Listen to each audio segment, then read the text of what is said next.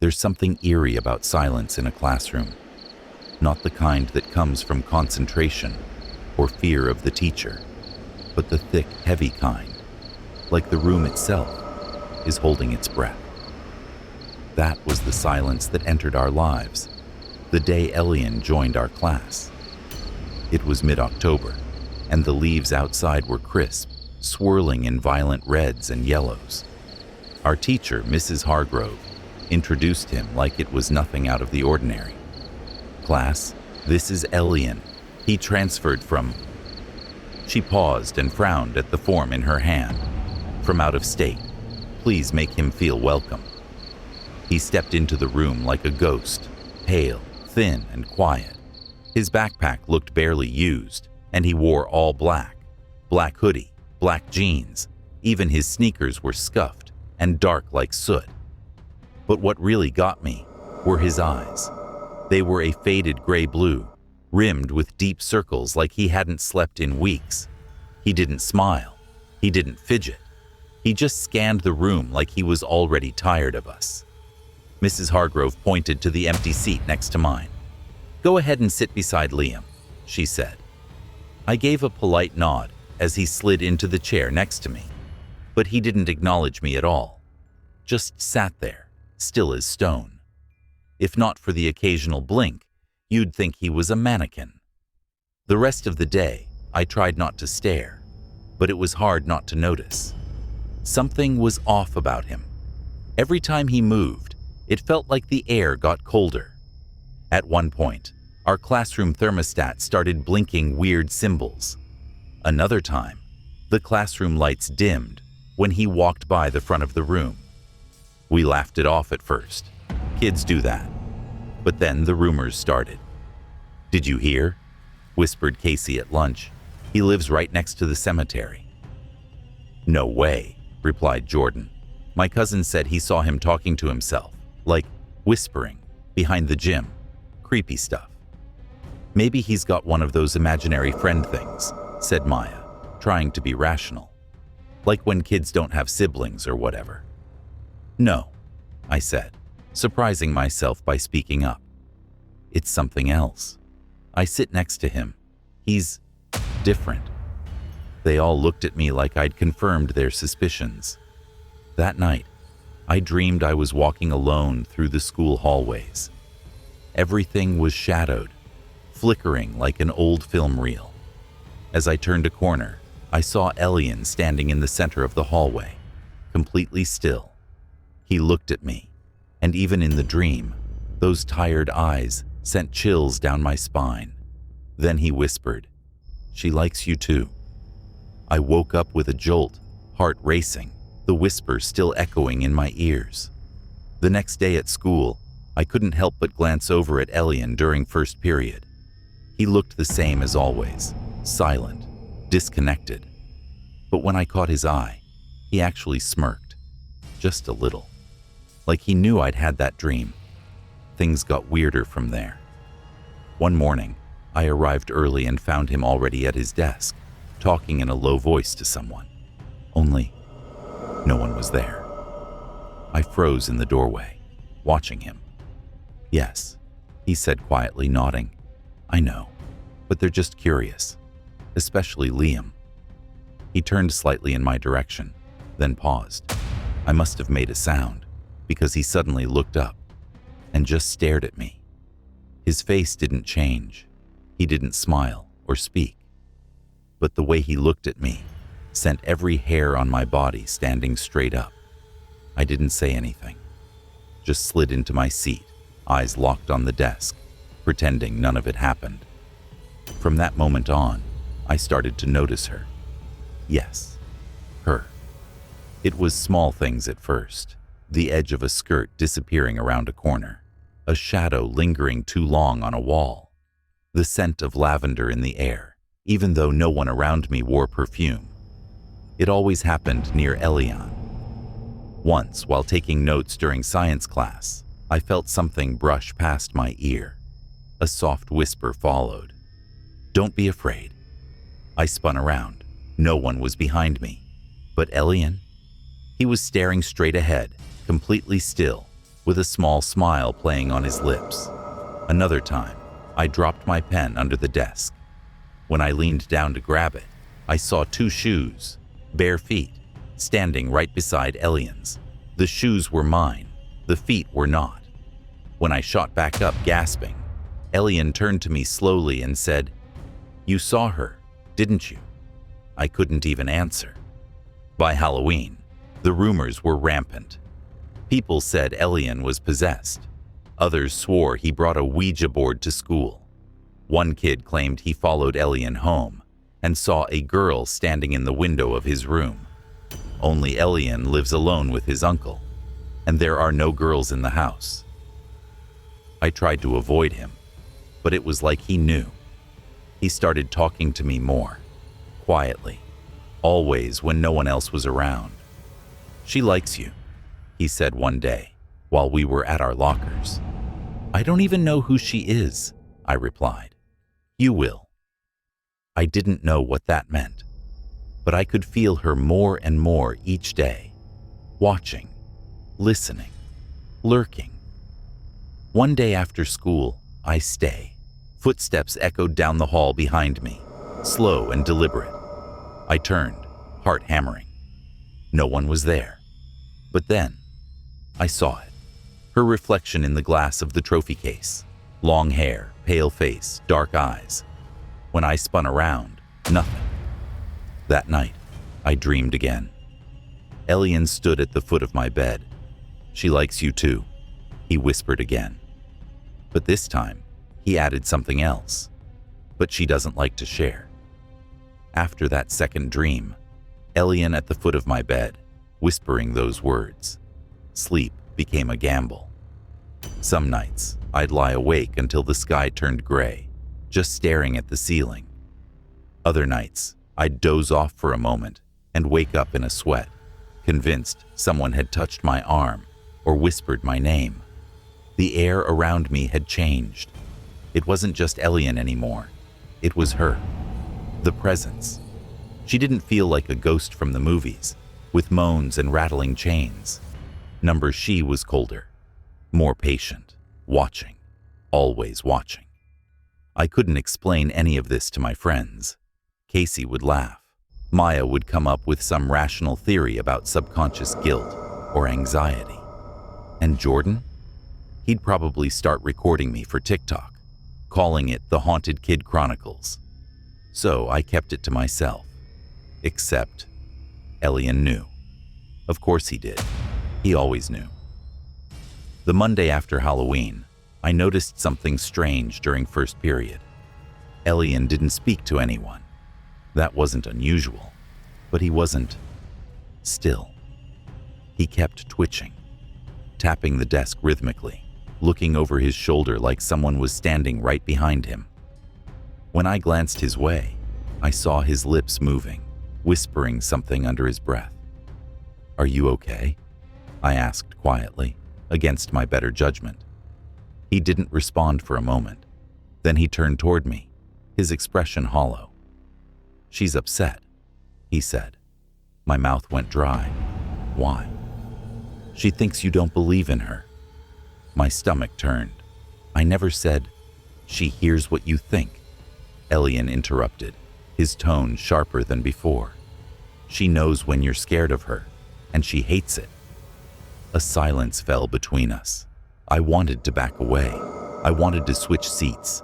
I wanted to forget I'd ever met Elian or heard that voice in my dreams. But curiosity is a dangerous thing. "What is she?" I whispered. He stared straight ahead, face emotionless. "She's my friend." I felt a chill crawl up my spine. "She's not alive." Elian finally turned to me. "That doesn't mean she doesn't feel." Later that week, I stayed after school again.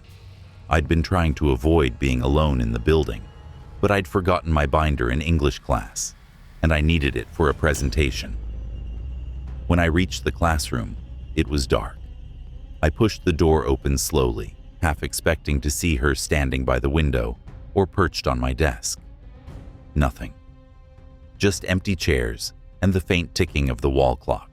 I grabbed my binder quickly and turned to leave. That's when I heard it. A whisper, very faint, right behind me. Don't talk to him anymore. I spun around. The room was still empty, but I knew she had been there. I felt the whisper on my skin, like a spider crawling up my neck. I bolted. That night, I didn't dream. Instead, I woke up at 3:17 a.m. to the sound of my window creaking open. I sat up, heart pounding, the room heavy with cold. The curtains fluttered slightly. I knew I had locked it. I always lock it. I stepped out of bed, slowly inching toward the window. As I reached to close it, I felt it again. Breath on my neck. I froze. Then came the whisper, so close I could almost feel lips against my ear. He's mine. The next day, Elian was absent. It was the first time he'd missed school since he arrived. I should have been relieved. Instead, I was on edge all day. Every creak of a locker, every gust of wind, made me flinch. The ghost, his ghoul friend, if I dared call her that, wasn't tied to the school. She wasn't even tied to him, not really. She followed where she pleased. And now, I had her attention. That afternoon, I went to the library to do some research. Not about ghosts. I was too afraid of what I'd find. But about Elian. I didn't know his last name. I didn't even know where he was from. Mrs. Hargrove had just said he came from out of state. After some awkward questions to the librarian and a lot of digging, I found something. An article from a town 3 states away. Tragedy strikes local school. Teen girl dies in fire. Boy survives. The photo showed a burned-out house. 2 names were listed. Elian Grant, survivor. Ava Morales, deceased. She died in a house fire, a freak accident. They said she and Elian were inseparable. Some said they were dating, others just friends. But there was one line that hit me like a punch to the gut. Witnesses say Elian was screaming for her long after the fire was out. According to neighbors, he never left the spot where she died, talking to the air like she was still there. When Elian came back to school the next day, he looked worse When Elian came back to school the next day, he looked worse than ever. Pale, drained, like he hadn't slept in days. She's angry, he said as soon as he sat down beside me. I know. She doesn't want to hurt you, he said, his voice barely above a whisper, but she might. I stared at him, heart thudding. Why me? He looked at me for a long time, then said, because I'm not enough for her anymore. That night, I found a message scrawled into the frost on my bedroom window. Stay away from him. The next morning, there were scratch marks on the inside of my closet door. Long ones, deep. My mom blamed the cat. We don't have a cat. I tried to avoid Elian after that. Changed seats, ate lunch in the library, took the long way to my classes, but it didn't help. She followed anyway. Every mirror I passed showed movement where there was none. My phone would buzz with texts that disappeared. My dreams. No longer dreams, just scenes where I stood still and watched her watching me. And every time, the same warning. He's mine. One day, in the middle of science class, I heard someone breathing behind me. Not normal breathing, raspy, pained. I turned. There was no one there. But Elian? He looked at me and mouthed the words, I'm sorry. By now, I had stopped pretending that this was just in my head. The frost writing, the whispers, the things moving when nothing should have moved. Ava, Elian's ghostly companion, wasn't a dream or a trick of the light. She was real, and she wasn't going away. What haunted me even more than her presence was his guilt. Elian looked like a broken clock, ticking out of rhythm, stuck between this world and another. Whatever their bond had been in life, it hadn't ended in death. and she wasn't letting go. Neither was he.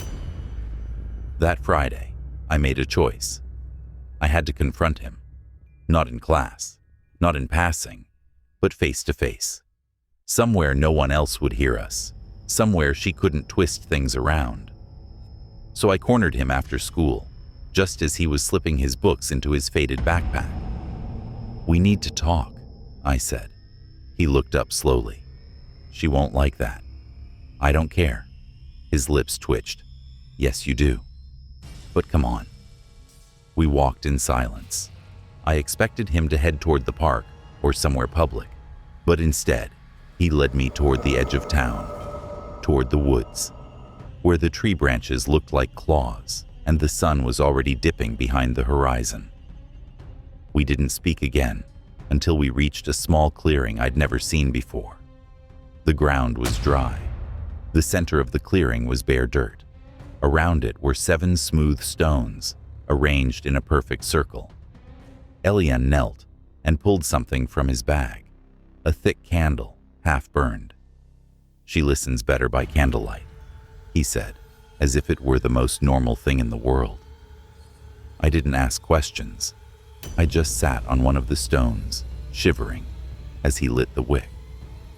The flame flickered, and the air changed, like something had just stepped into the clearing, like we were no longer alone. Elian sat across from me, eyes closed. "She's here."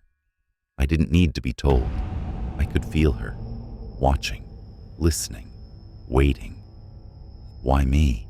I whispered, barely able to get the words out. "Why is she so angry at me?" He opened his eyes slowly. "Because I broke the pact." "What pact?" He swallowed hard. "After the fire, I didn't move for hours. I sat in the ashes. I kept hearing her voice, and one night she came back. Or maybe she never left." I stared at him, heart pounding. "She told me," he continued, "that if I let her stay with me, really stay, she'd protect me, keep me company. We wouldn't be alone, not ever." My mouth went dry. "You agreed?" He nodded. "I didn't want to lose her, not again. So I made the pact. I let her in." The candle's flame danced wildly, as if reacting to his words. But I didn't know what it would cost. The longer she stayed, the less I could feel. Food stopped tasting like anything. I couldn't sleep without hearing her. I forgot how to laugh. I whispered, "So you wanted out?" "I tried," he said. "I started talking to other people, being around others. You especially.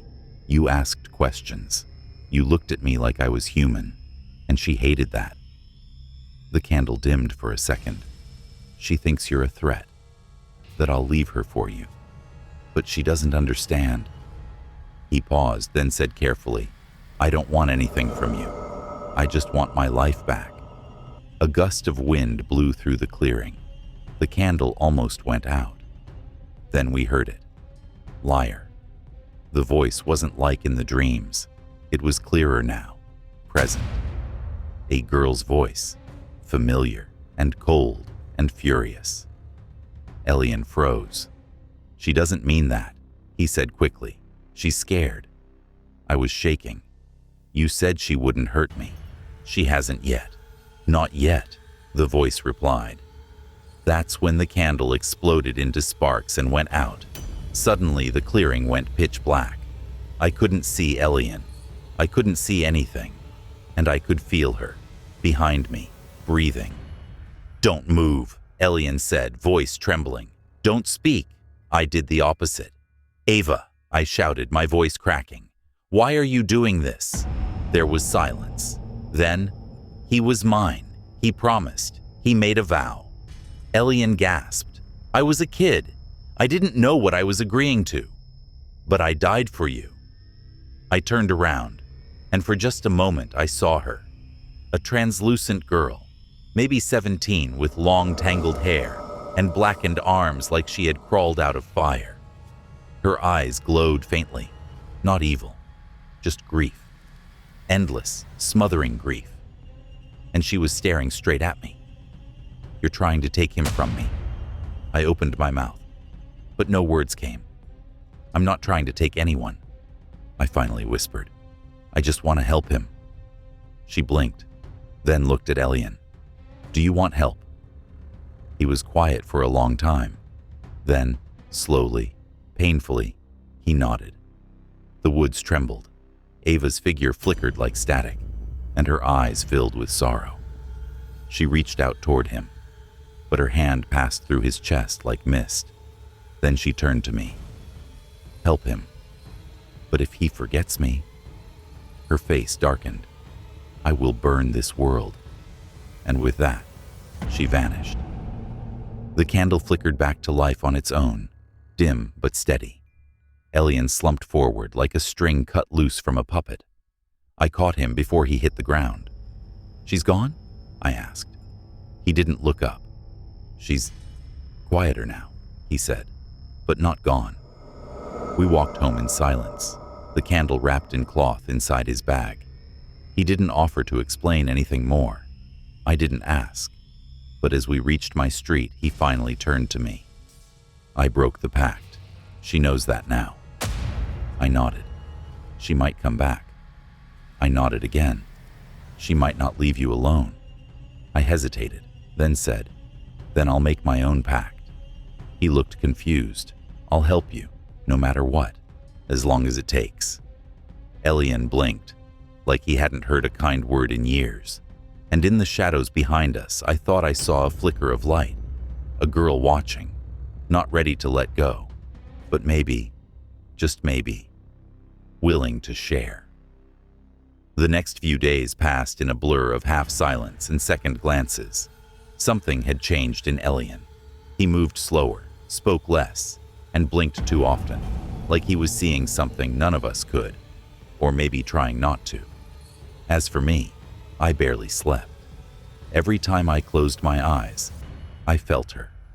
Avenue She didn't speak again, not like that night in the clearing, but she was still there, waiting, like breath fogging the edges of a window. And there was something new in the air, a low hum of anticipation, like she was planning something.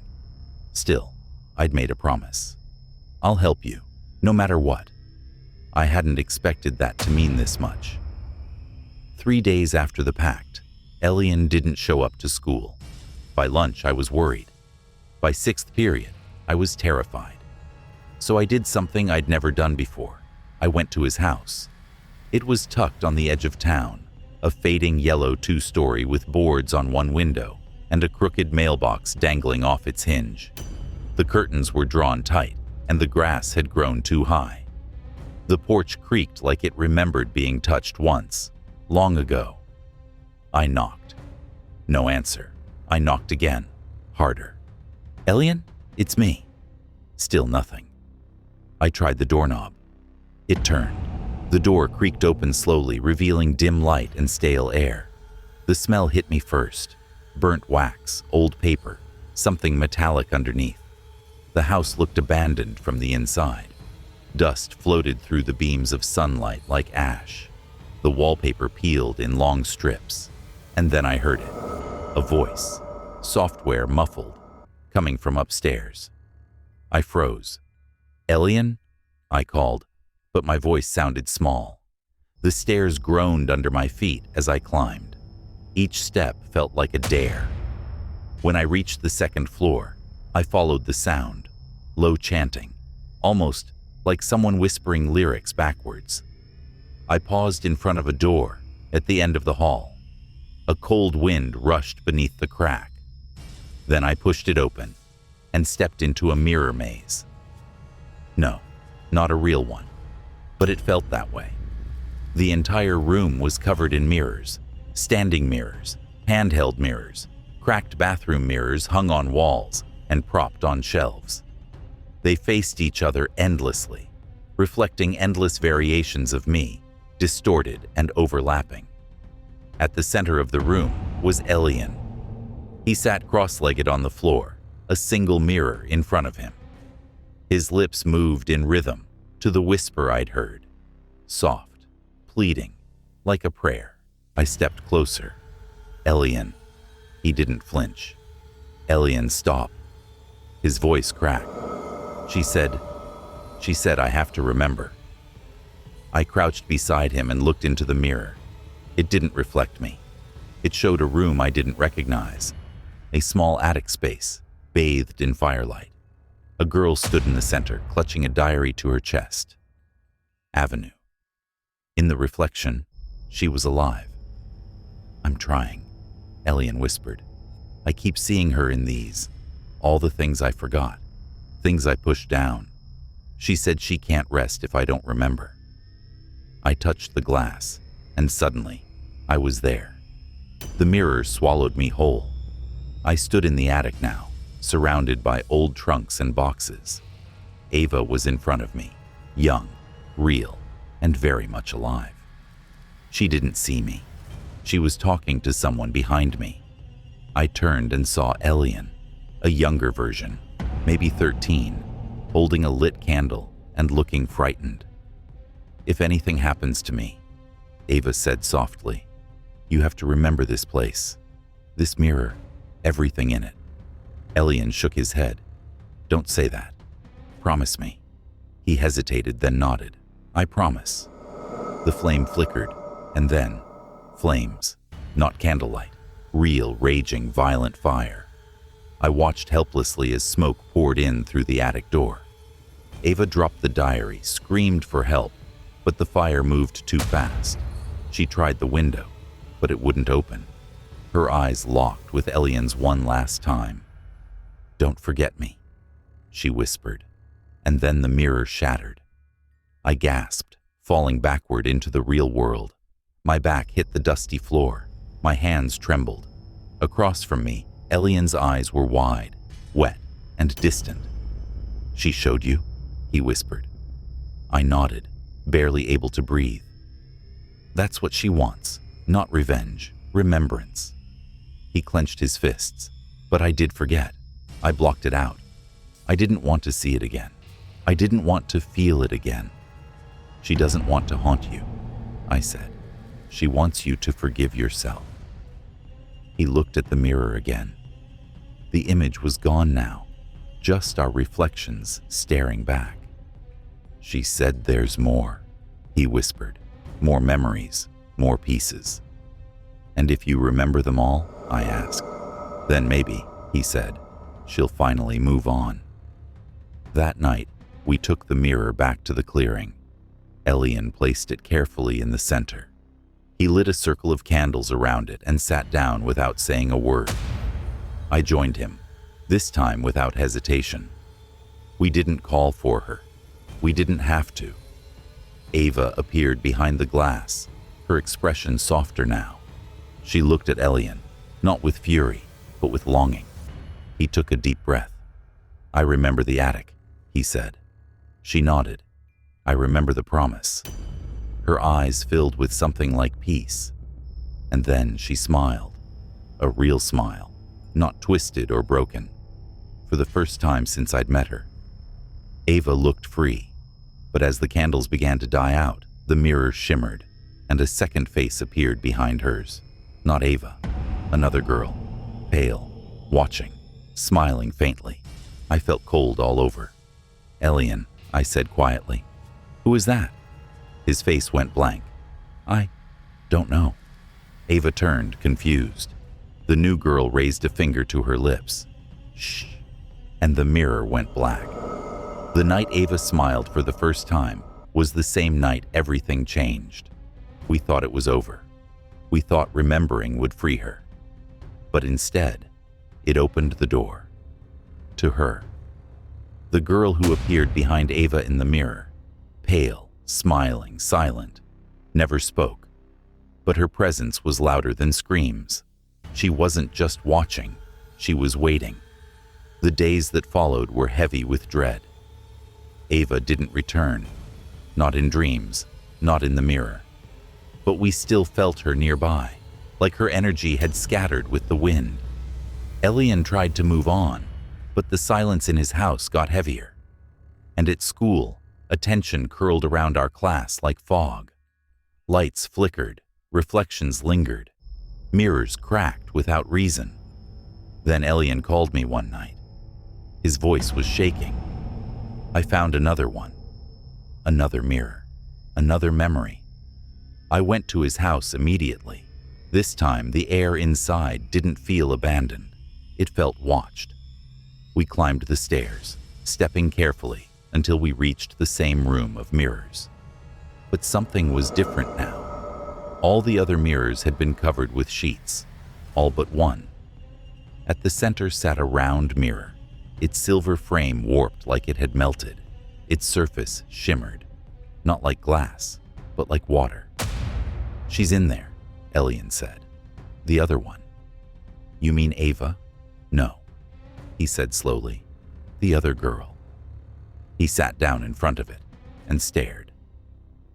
"I've been seeing pieces. Not memories, visions. She's showing me things, places I've never been, feelings I don't understand. And she says,